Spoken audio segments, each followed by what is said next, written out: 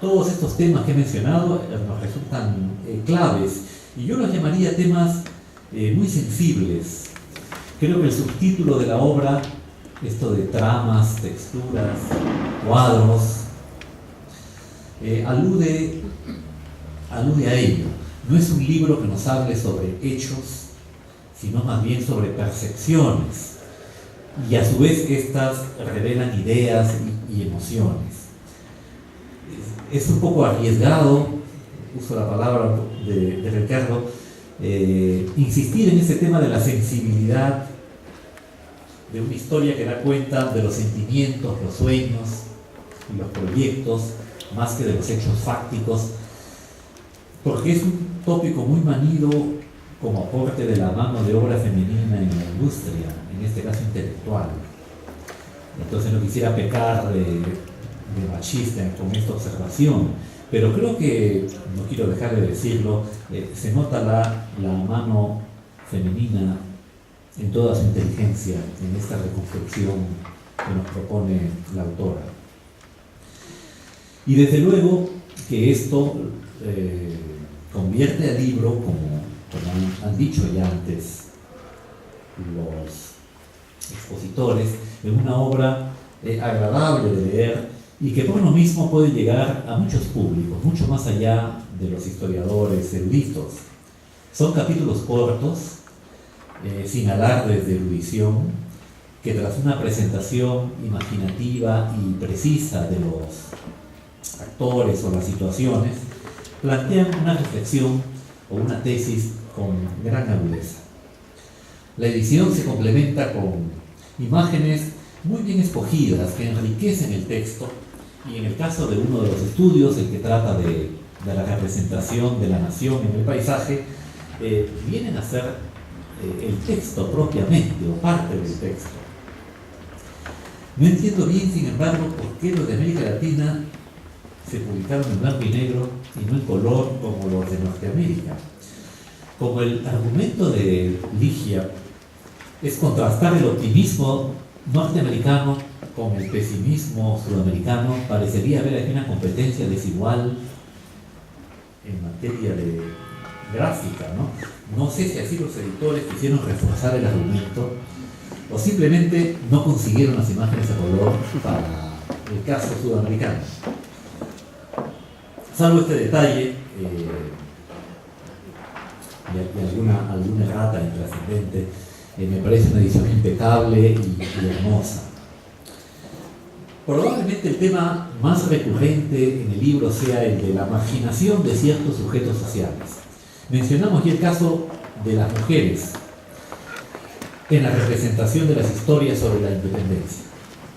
En el primer ensayo, Ligia Prado denuncia que se las usa políticamente, se las usó políticamente tanto en la propia época de la independencia como por la historiografía posterior.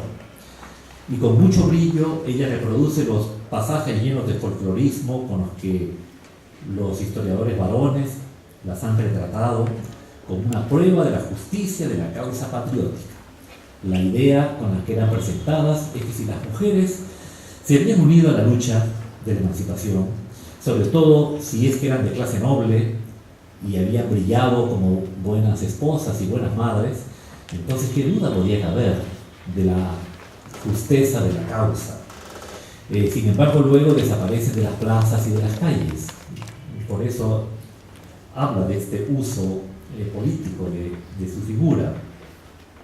También menciona en otros ensayos la marginación de las aspiraciones populares, por ejemplo en la gesta de la independencia y la de los campesinos o bajo pueblo en la política nacional que se va construyendo por los líderes sudamericanos que habían bebido del liberalismo europeo en el siglo XIX, pero que veían a los campesinos analfabetos como sujetos incapaces de poder integrarse a la vida nacional, por lo menos de momento. Hay un momento incluso en el que rompe la autora su prosa elegante, como les digo, y habla de la cantilena, de que el pueblo no estaba preparado para el proyecto republicano.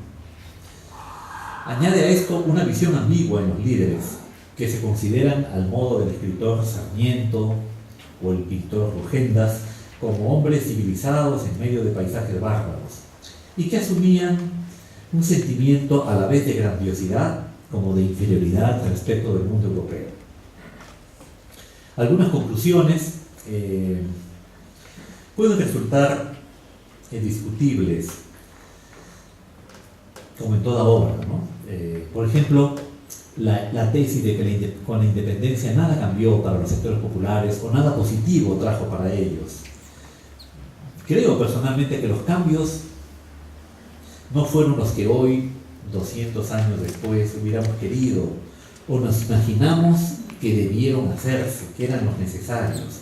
Pero sin duda, si uno compara la América Latina de 1800 y la de 1850, había una diferencia.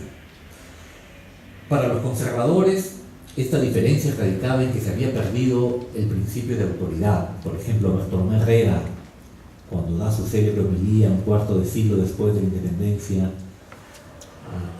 con ocasión de las exequias del presidente Gamarra, señala esto, ¿no? La independencia trajo como consecuencia la pérdida del principio de autoridad, sin la cual nada puede construirse, y es lo que estamos padeciendo, decía el obispo de Lima en ese momento.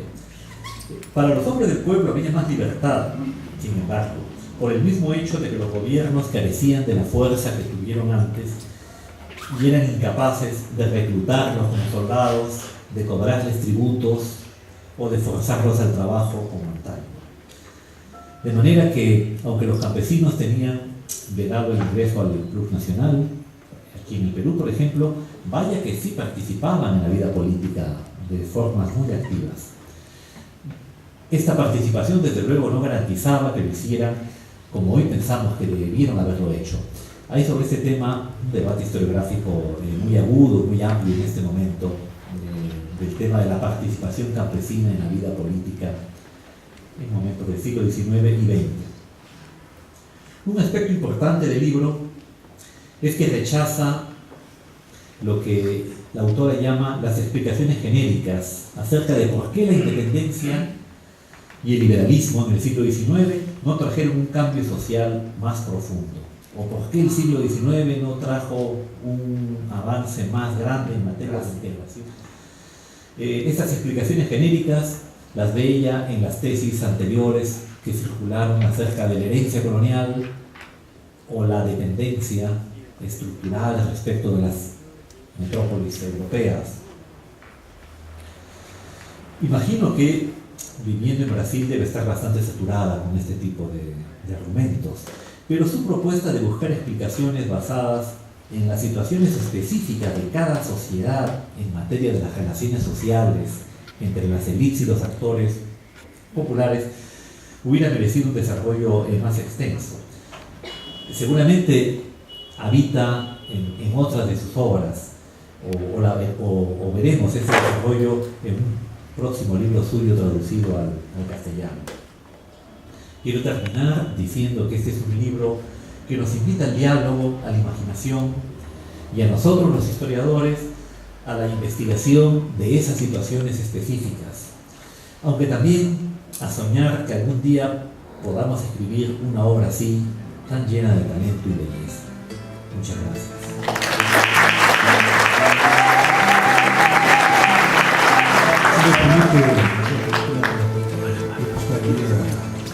Público de conocimiento, al que se puede tomar en el